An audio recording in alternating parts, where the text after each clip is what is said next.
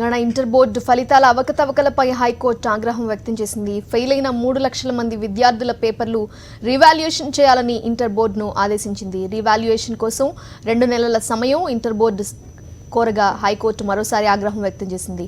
9,70,000 మంది విద్యార్థుల పేపర్లు వాల్యుయేషన్ చేయడానికి 2 నెలల సమయం పడితే 3 లక్షల మంది పేపర్ల మంది వాల్యుయేషన్కు ఎంత సమయం పడుతుంది? ఇంటర్ బోర్డు అధికారులను ఈ విధంగా నిలదీసింది. సోమవారంలోపు సాధ్యాసాధ్యాలను చెప్పాలని హైకోర్టు ఆదేశించింది.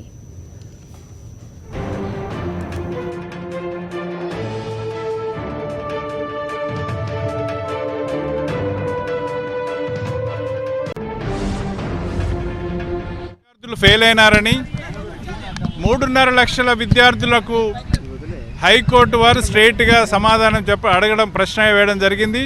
మీరు ఎంత టైంలో వారం రోజుల 10 రోజుల్లో మీరు రీవాల్యుయేషన్ చేసి ఈ 3 లక్షల విద్యార్థులకి న్యాయం జరిగేటట్టు చేయగలరా లేదా అని అడగడం జరిగింది. రాష్ట్ర ప్రభుత్వం నుంచి హాజరైన ప్రిన్సిపల్ సెక్రటరీ కానీ బోర్డ్ ఆఫ్ సెక్రటరీ కానీ వాళ్ళు కొంత అడమెంట్గానే ఇదంతా కూడా ప్రతి సంవత్సరం జరిగేది ఇది కొత్త కాదనే పద్ధతుల్లో చాలా హేళన భావంతో తీసుకోవడం జరిగింది. దాని మీద కోర్టు కూడా చాలా సీరియస్ అయింది.